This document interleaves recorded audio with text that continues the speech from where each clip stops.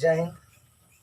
आज हम लोग the platform of math channel के जरिए युवाओं की पुकार, युवाओं की आवाज़ सरकार तक पहुंचाना है।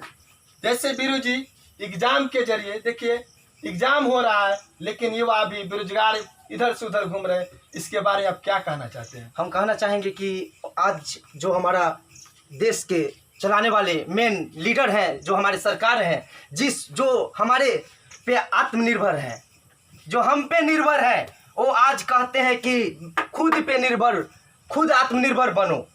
तो मैं कहना चाहूँगा इस सरकार को कि हमारे सारे युवाओं, बेरोजगार युवाओं को आज ये मुहिम हम लोग निकाले हैं। इस सारा यूट्यूबर चैनल एंड सारे विद्यार्थी जो आज बेरोजगार हैं, जो 2014 के बाद 2014 में बिहार एसएससी जो एग्जाम हुआ, एक फॉर्म पाया गया और एग्जाम भी कैंसिल हो गया था। वो एग्जाम कैंसिल हुआ था 2017 सर 2013-14 में हुआ था।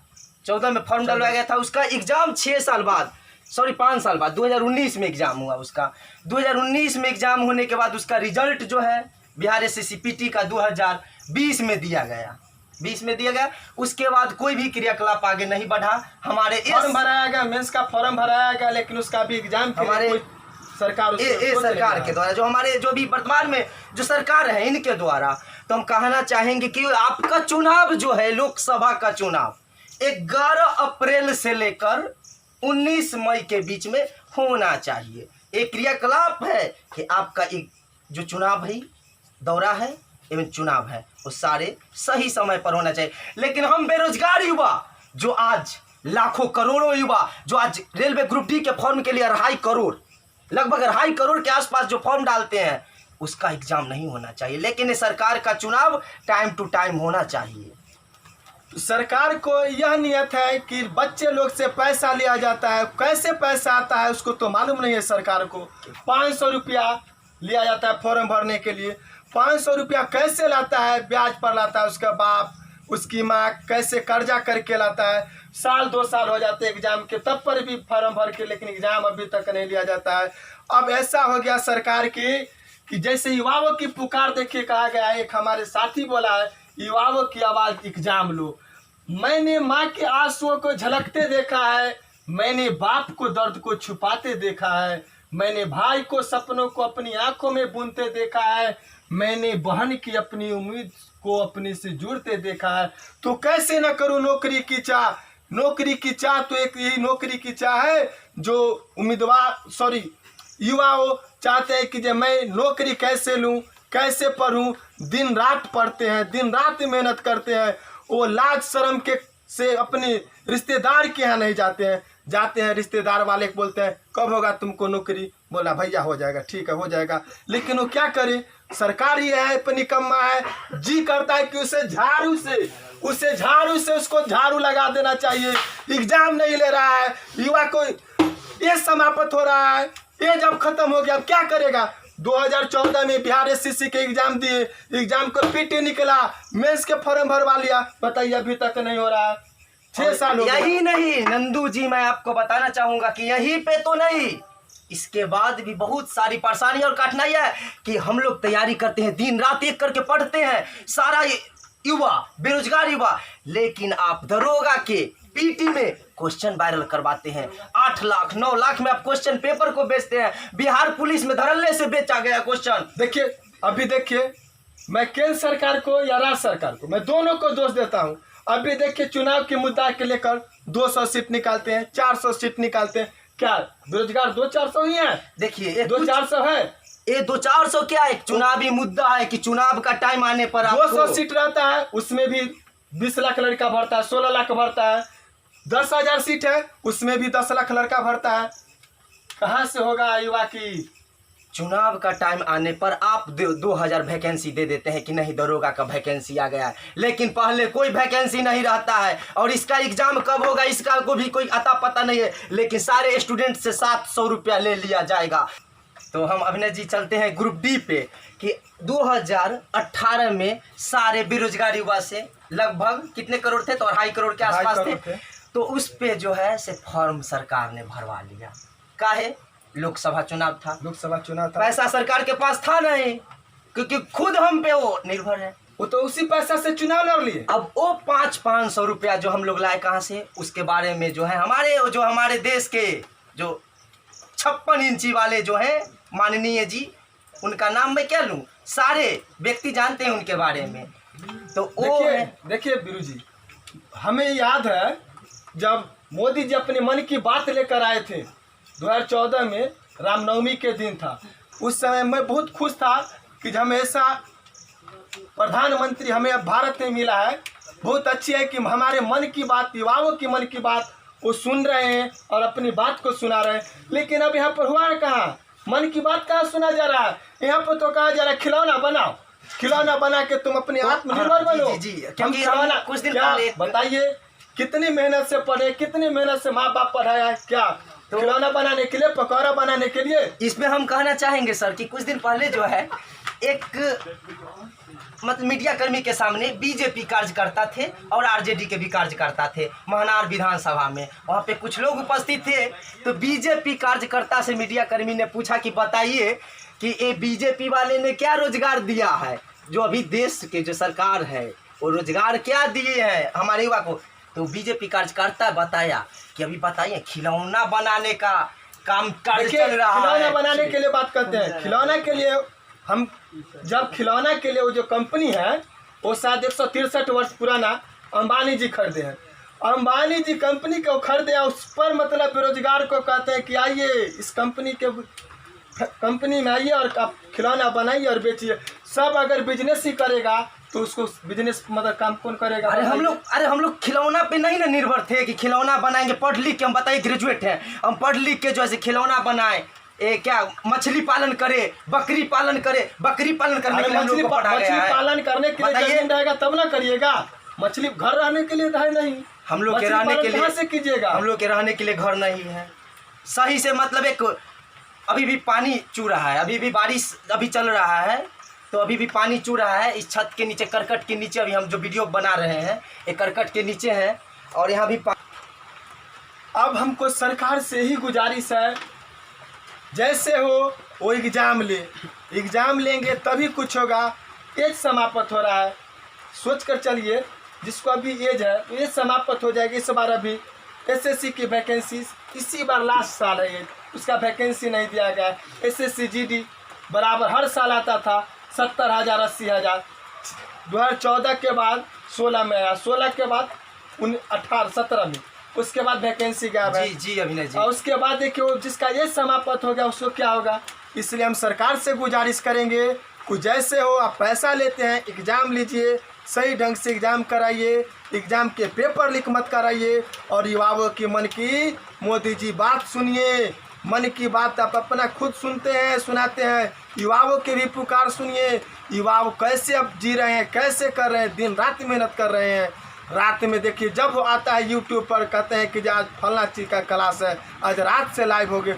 युवा अपनी सपना को साकार करने के लिए रात में वह लाइव आता है देखने के लिए, हमारे सर पढ़ाने के लिए आ रहे हैं। हम कैसे करेंगे सपना को साकार, अपने माता पिता को सपना को कैसे पूरा करेंगे आप बताइए। अपने हमारे भी माता पिता हैं, वो भी सपना लेके खड़े हैं, मेरा भाई मेरा बहन रिश्तेदार सबको सामने, गांव घर के सामने मूरी झुका कर चलना पड़ता है। सब कहता है कि अब इसको नौकरी नहीं होगा। नौकरी तो करने के लिए पूरा जुनून छा गया है, लेकिन ऐसा सरकार है निकम्मा जो एग्जाम सही से जो समय पे नहीं ले रहा है। क्या किया जाए बताइए। बहुत हुई मन की बात, अब तो करो रेलवे एग्जाम डेट की बात। तो हम कहना चाहेंगे सामने वाले सरकार से जो अभी है वर्तमान में, वो कब सुनिएगा, कब खोलिएगा अपने कान का पर्दा। कब तक हम तैयारी करते रहे, प्रैक्टिस सेट मारते रहे। पता चल रहा है कि 4 साल पहले जो फॉर्म डाला गया, 5 साल पहले जो फॉर्म डाला गया, उसका अभी तक एग्ज़ाम नहीं हुआ है। कब उसका एग्ज़ाम होगा उसके बारे में कोई जानकारी नहीं है कि कब एग्जाम होगा या नहीं। लेकिन आपका चुनाव सही समय पे होना चाहिए। सारा चीज निजीकरण कर रहे हैं, टोटल चीज निजीकरण। अरे भैया रेलवे को निजीकरण कर रहे हो, कहा जाएगा युवा, सब युवा को तो आशा है रेलवे में।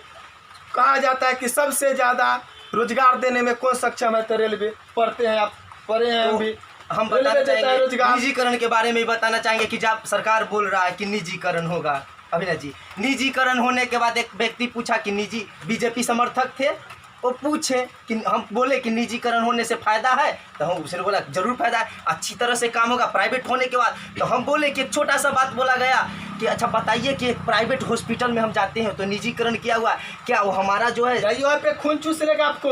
एक पटना साधारण से आप प्राइवेट हॉस्पिटल में जाइए, और निजीकरण है, प्राइवेट है, उसमें हम लोग को भर्ती करने के लिए सक्षम है। कभी भी सरकारी अस्पताल में एक दवाई नहीं है, आपको नहीं है, क्या सही से इलाज नहीं हो पा रहा है। सरकारी अस्पताल में एक्सरे करवाने के लिए जाइए आप साधारण सी, हमको तो एक्सरे रिपोर्ट 2 दिन बाद हमको पता उससे चलेगा। मतलब नहीं है, हम लोग को एग्जाम से मतलब है। एग्जाम ही आपको पुकार है, एग्जाम होना चाहिए।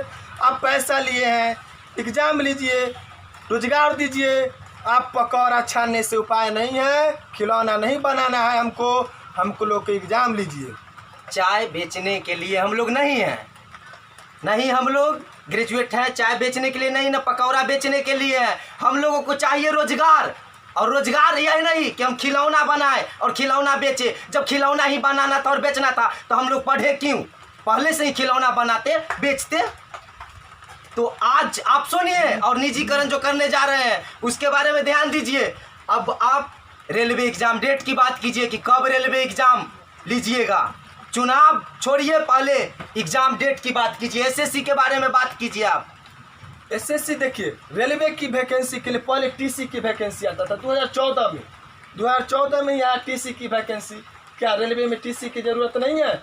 जी जरूरत है। सरकार पहले की सरकार थी, सालों साल मतलब 40,000 60,000 हर साल एक फॉर्म भराता था, फिर दूसरा एग्जाम के लिए तैयारी प्रोसेसिंग होता रहता था, फिर एग्जाम लिया जाता था, फिर फॉर्म निकलते रहता था सालों साल। अब 4-4 साल गैप हो गया। हम अब अपनी चैनल के माध्यम से the platform of math channel के माध्यम से हम कहना चाहेंगे अभिनव जी कि हमारे और भी बेरोजगार युवा यहाँ बैठे हुए हैं इस चैनल के माध्यम से, और बहुत इस चैनल के चाह रहे हैं, बहुत ऐसा युवा और है। इस चैनल के माध्यम से और भी बेरोजगार युवा जो हमें देख रहे हैं और सुन रहे हैं वो भी आएंगे और कहेंगे। तो हम कहना चाहते हैं कि मैंने माँ के आंसुओं को झलकते देखा है, मैंने बाप को दर्द छुपाते देखा है, मैंने भाई को सपनों को अपनी आंखों में बुनते देखा है, मैंने बहन की उम्मीद को अपने से जुड़ते देखा है। तो कैसे न करूं नौकरी की आस में, मैंने खुद को खुद से लड़ते देखा है, दिनों के महीनों में, महीनों के सालों में बनते देखा है।